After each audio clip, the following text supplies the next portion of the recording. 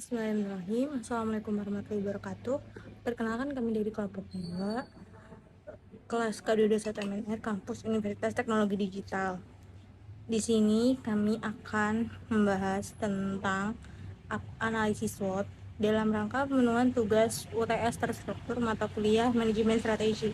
Adapun kelompok 2 itu terdiri dari saya sendiri, Vanessa Yeni selaku moderator, ada Reni Aprilia sebagai pemateri, ada Risma Khairunisa sebagai pemateri, ada Samsudin sebagai pemateri, dan ada Thomas Erdian sebagai pemateri. Baik, untuk materi pertama akan disampaikan oleh Reni Aprilia. Padanya silakan. Baik, di sini saya akan menjelaskan tentang materi selanjutnya, yaitu apa itu analisis SWOT. Analisis SWOT adalah sebuah metode perencanaan strategis yang digunakan untuk mengevaluasi kekuatan atau strength, kelemahan atau weakness, peluang atau opportunity, dan ancaman atau threats yang terjadi dalam proyek atau di sebuah usaha bisnis, atau mengevaluasi lini-lini produk sendiri maupun pesaing. Analisis ini secara logis dapat membantu dalam proses pengambilan keputusan dan dapat digunakan sebagai alat efektif untuk menganalisis faktor-faktor yang mempengaruhi perusahaan sebagai proses pengambilan keputusan untuk menentukan strategi. Adapun tujuan analisis SWOT adalah untuk memberikan pemahaman mendalam tentang kondisi internal dan eksternal yang dapat mempengaruhi kinerja atau keberhasilan suatu entitas. Berikut adalah tujuan utama dari analisis SWOT. Yang pertama adalah pemahaman internal dan eksternal. Adalah analisis SWOT membantu organisasi untuk memahami faktor-faktor internal atau kekuatan dan kelemahan, serta eksternal atau peluang dan ancaman yang dapat mempengaruhi kinerja mereka. Yang kedua ada penentuan strategi. Adalah dengan mengevaluasi SWOT ini, organisasi dapat mengidentifikasi strategi yang efektif untuk memanfaatkan kekuatan mereka, mengatasi kelemahan, memanfaatkan peluang, dan mengatasi ancaman. Yang ketiga ada pengambilan keputusan. Adalah analisis SWOT menyediakan informasi yang berguna untuk pengambilan keputusan. Pemangku kepentingan dapat menggunakan informasi ini untuk mengidentifikasi area prioritas dan mengembangkan langkah-langkah tindak lanjut. Yang keempat ada perencanaan strategis. Adalah hasil dari analisis SWOT dapat membantu organisasi merancang rencana strategis jangka panjang. Ini membantu dalam menetapkan visi misi dan tujuan yang sesuai dengan konteks internal dan eksternal. Yang kelima, ada peningkatan daya saing. Adalah dengan mengevaluasi kekuatan dan kelemahan internal serta peluang dan ancaman eksternal. Organisasi dapat meningkatkan daya saing mereka di pasar atau industri tempat mereka beroperasi. Yang keenam, ada penyusunan rencana kontingensi. Adalah analisis SWOT membantu dalam mengidentifikasi potensi risiko dan ancaman yang pada gilirannya dapat membantu organisasi menyusun rencana kontingensi untuk menghadapi situasi yang tidak terduga. Dan yang terakhir adalah evaluasi kinerja. Adalah analisis SWOT dapat digunakan sebagai alat evaluasi kinerja untuk memantau perubahan dan perkembangan dalam organisasi seiring waktu. Dengan menganalisis ketujuh aspek ini, organisasi dapat mengidentifikasi cara-cara untuk memaksimalkan kekuatan mereka, mengatasi kelemahan, memanfaatkan peluang, dan mengelola ancaman. Ini membantu dalam mengembangkan strategi yang lebih efektif dan responsif terhadap lingkungan bisnis. Baik, terima kasih. Untuk materi selanjutnya saya kembalikan kepada moderator. Terima kasih kepada Reni Aprilia atas pemaparan materinya. Untuk materi selanjutnya itu akan disampaikan oleh Risma Khairunisa. Padanya dipersilakan. Di sini saya akan menjelaskan faktor-faktor dalam SWOT. Yang pertama ada strength, yaitu kekuatan, merupakan sumber daya atau kapabilitas yang dikendalikan oleh perusahaan atau tersedia bagi suatu perusahaan yang membuat perusahaan relatif lebih unggul dibanding dengan pesaingnya dalam memenuhi kebutuhan pelanggan yang dilayaninya. Yang kedua ada weakness. Weakness itu kelemahan, merupakan kekurangan atau keterbatasan dalam satu atau lebih sumber daya suatu perusahaan relatif terhadap pesaingnya yang menjadi hambatan dalam memenuhi kebutuhan pelanggan secara efektif. Yang ketiga ada opportunities, yaitu peluang, di mana situasi utama yang menguntungkan dalam lingkungan suatu perusahaan. Yang keempat ada threats, yaitu ancaman, di mana situasi utama yang tidak menguntungkan dalam lingkungan suatu perusahaan. Selanjutnya itu ada analisis matriks SWOT. Nah, analisis matriks SWOT ini ada dua. Yang pertama, faktor eksternal. Yang kedua, faktor internal. Faktor eksternal ini mempengaruhi opportunities dan threats, di mana faktor ini menyangkut dengan kondisi yang terjadi di luar perusahaan yang mempengaruhi dalam pembuatan keputusan perusahaan. Faktor ini juga mencakup lingkungan industri dan lingkungan bisnis makro, ekonomi, politik, hukum, teknologi, kependudukan, dan sosial budaya. Yang kedua, ada faktor internal. Nah, faktor ini itu mempengaruhi terbentuknya strength and weakness, di mana faktor ini menyangkut dengan kondisi yang terjadi dalam perusahaan yang mana turut mempengaruhi terbentuknya pembuatan keputusan perusahaan. Faktor ini juga meliputi semua macam manajemen fungsional seperti pemasaran, keuangan, operasi, sumber daya manusia, penelitian dan pengembangan, sistem informasi manajemen, dan budaya perusahaan. Baik, terima kasih untuk Risma atas pemaparan materinya. Materi yang selanjutnya itu akan disampaikan oleh Thomas Elvian. Kepadanya dipersilakan. Baik, selanjutnya saya akan menyampaikan materi mengenai strategi SWOT. Yang pertama ada strategi SO atau Strength Opportunity. Strategi ini dibuat berdasarkan jalan pikiran perusahaan, yaitu dengan memanfaatkan keseluruhan kekuatan yang dimiliki untuk merebut dan memanfaatkan peluang sebesar-besarnya. Yang kedua adalah strategi ST atau Strength Trade. Strategi ini dibuat berdasarkan kekuatan-kekuatan yang dimiliki perusahaan untuk mengantisipasi ancaman-ancaman yang ada. Yang ketiga adalah strategi WO atau Weakness Opportunity. Strategi ini diterapkan berdasarkan pemanfaatan peluang yang ada dengan cara meminimalkan kelemahan yang ada. Strategi yang selanjutnya adalah strategi WT atau Weakness Trade. Strategi ini didasarkan pada kegiatan yang bersifat defensif, berusaha meminimalkan kelemahan-kelemahan perusahaan, serta sekaligus menghindari ancaman-ancaman. Baik, yang selanjutnya adalah contoh tabel matriks SWOT sesuai dengan penjelasan sebelumnya. Selanjutnya adalah diagram analisis SWOT. Terdapat 4 kuadran. Yang pertama, kuadran pertama merupakan situasi yang menguntungkan perusahaan.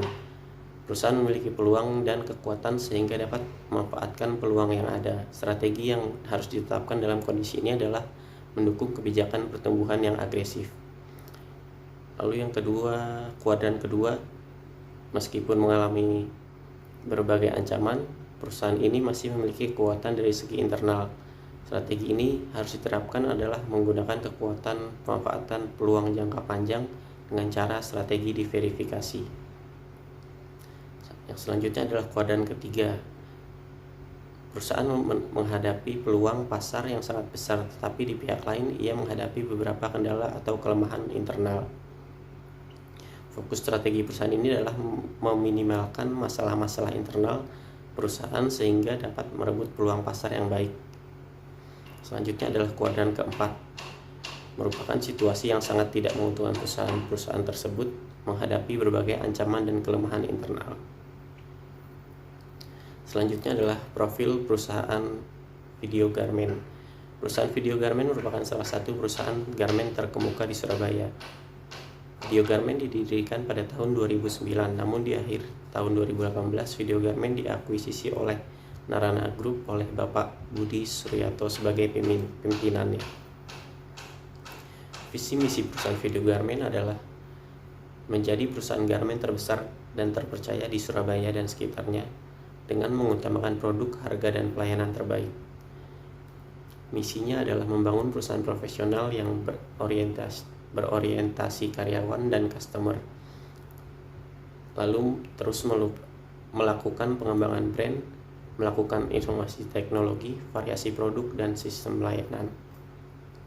Tujuan perusahaan video garment mampu menyediakan kebutuhan seragam-seragam bagi pihak yang bekerja sama dengan video garment atau institusi pemerintahan, perusahaan swasta, sekolah, dan universitas. Sekian materi yang bisa saya sampaikan, saya kembalikan kepada moderator. Terima kasih. Baik, terima kasih kepada Kak Thomas atas pemaparan materinya. Untuk materi selanjutnya akan disampaikan oleh Samsudin. Kepadanya dipersilakan. Oke, baik. Selanjutnya saya Samsudin yang akan melanjutkan pembahasan tersebut, yaitu tujuan perusahaan mampu menyediakan kebutuhan seragam bagi pihak-pihak yang bekerja sama dengan PT Video Garment Indonesia ini, yaitu institusi pemerintahan, perusahaan swasta, sekolah, dan universitas. Adapun sasaran perusahaan yaitu mendirikan video tekstil untuk menguasai chain production tekstil dari hulu ke hilir hingga mendirikan kampung jahit. Selanjutnya yaitu analisis SWOT. Yang pertama, analisis kekuatan dan kelemahan. Dalam hal kekuatan, perusahaan ini mampu menghemat biaya produksi sehingga harga produk rendah, menjalankan SOP di setiap bagian produksinya, yaitu SOP pembelian material, SOP sablon, SOP pemotongan kain, dan lain-lain. Juga mengutamakan employee satisfaction sebagai penggerak utama perusahaan, mengedepankan kecepatan dan ketepatan produksi hingga kualitas produk yang baik dan tidak kalah dengan produk yang harganya lebih mahal. Adapun kelemahan, belum bisa memanfaatkan sisa-sisa kain pemotongan. Juga kemampuan SDM perusahaan yang masih perlu ditingkatkan lagi, khususnya bagian produksi. Tempat produksi kurang memadai dan tempat produksi dan kantor masih menerapkan sistem sewa. Yang kedua, ada analisis peluang dan ancaman. Dalam hal peluang, semakin bertumbuhnya subgarment, yaitu brand pakaian yang tidak memiliki alat produksi, sehingga proses produksinya dilakukan di Video Garment Indonesia. Banyak institusi baik negeri maupun swasta, sekolah, dan universitas yang menyelenggarakan kegiatan yang pastinya membutuhkan pakaian yang sama, baik itu kaos maupun kemeja. Email marketing kepada perusahaan-perusahaan di Indonesia untuk menawarkan produk dari Video Garment Indonesia ini, juga pasar untuk produk dari kain perka, hingga kemudahan perizinan ekspor bagi perusahaan garment. Adapun ancamannya yaitu banyak garment dari Tiongkok yang harganya lebih murah, adanya kompetitor lain yang setara, biaya sewa tempat di Surabaya yang selalu meningkat, hingga daya beli masyarakat terhadap garment lokal saat ini sedang menurun. Baik, selanjutnya yang ketiga yaitu Portrait Forecast Model Analysis. Pertama, persaingan antar perusahaan. Persaingan dalam suatu perusahaan adalah hal yang wajar. Setiap perusahaan berkompetisi dengan perusahaan pesaingnya untuk mendapatkan penjualan produk. Banyaknya kompetitor menandakan suatu industri tersebut banyak dimasuki oleh pengusaha karena berpotensi dalam pengembangannya, sehingga disimpulkan persaingan antara perusahaan tinggi. Perusahaan berusaha untuk meningkatkan kualitas produknya dan menjual dengan harga bersaing dengan harapan produk yang dihasilkan laku di pasaran. Pesaing utama dari PT Video Garment Indonesia adalah Pines Garment dan Surabaya Garment. Yang kedua, ada potensi masuk pesaing baru. Modal menjadi kendala bagi sebagian orang yang ingin memasuki suatu industri. Untuk masuk kendala industri garment seperti perusahaan PT Video Garment Indonesia membutuhkan modal yang besar, dapat membuat pendatang baru enggan untuk masuk dan memulai bersaing dengan perusahaan sekelas PT Video Garment Indonesia. Dengan hal ini, potensi masuk pesaing baru rendah. Sistem penjualan yang dilakukan perusahaan pesaing penting untuk diatur untuk mendapatkan laba yang maksimal. Dalam hal ini, sistem penjualan produk yang dilakukan perusahaan menggunakan sistem grosir. Dengan hal ini, Pendatang baru yang ingin mencoba masuk dan menjadi pesaing baru harus bermain di skala besar untuk menyamai kedudukan, atau bermain di skala kecil dan merugi. Yang ketiga, ada ancaman barang pengganti. Jenis produk yang dihasilkan produk garmen bermacam-macam jenisnya, misalnya jaket, street, celana, kemeja, dan lain-lain. Barang produksi yang dihasilkan perusahaan merupakan kebutuhan primer yang dibutuhkan oleh manusia. Tidak ada produk pengganti yang dapat mengganti fungsi garmen. Keempat, ada kekuatan tawar-menawar pemasok. Untuk menjamin keberlangsungan proses produksi PT Pido Garmen Indonesia harus mempunyai beberapa pemasok. Apabila pemasok kehabisan stok bahan baku, maka digantikan dengan pemasok bahan baku lainnya. Dengan mempunyai beberapa pemasok sekaligus menjadi keuntungan sendiri bagi PT Pido Garmen Indonesia ini, yaitu dapat memilih barang dengan harga yang paling bersaing. Hal ini menyatakan bahwa posisi tawar-menawar pemasok pada posisi yang rendah. Kelima, kekuatan tawar-menawar pembeli. Dalam pembelian jumlah besar, kekuatan pembeli meningkat dan pembeli mulai menuntut sesuatu yang lebih kepada pihak produsen. Pembeli yang mengetahui banyak informasi mengenai produk mempunyai kekuatan tawar-menawar lebih kuat. Pembeli mempunyai akses yang mudah untuk mendapatkan informasi mengenai produk yang dijual perusahaan, agar perusahaan memiliki daya tawar-menawar yang lebih tinggi dari pembeli. Sekian dari saya, dan terima kasih. Saya kembalikan kepada moderator. Baik, untuk Kak Samsudin, terima kasih atas pemaparan materinya.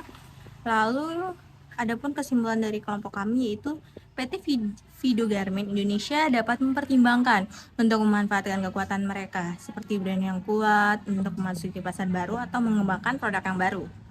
Diversifikasi produk dapat menjadi strategi untuk mengatasi kelemahan terkait keterbatasan dalam keberagaman produk. Melihat peluang teknologi baru dalam proses produksi atau produk garmen untuk meningkatkan efisiensi atau menawarkan produk yang inovatif. Menyiapkan strategi untuk menghadapi persaingan dengan mempertahankan keunggulan kompetitif yang dimiliki. Hasil pengamatan dan analisis menunjukkan bahwa perusahaan ini berada dalam kondisi yang optimal dan berada pada situasi persaingan yang baik dan siap untuk melakukan perkembangan lebih besar ke depannya. Adapun saran dari kelompok kami yaitu yang pertama yaitu sebaiknya dari PT Pido Garmen itu menerapkan beberapa strategi ya, seperti yang pertama memberikan brand clothing dan buka outlet sendiri, menjangkau pasar yang lebih luas lagi atau dalam skala yang nasional, lalu membangun tempat produksi yang memadai dan melakukan pelatihan SDM untuk meningkatkan skill pegawai. Mungkin itu saja pemaparan materi dari kami. Semoga dapat bermanfaat bagi yang mendengarkan atau bagi yang membaca. Kurang lebihnya kami mohon maaf. Wassalamualaikum warahmatullahi wabarakatuh.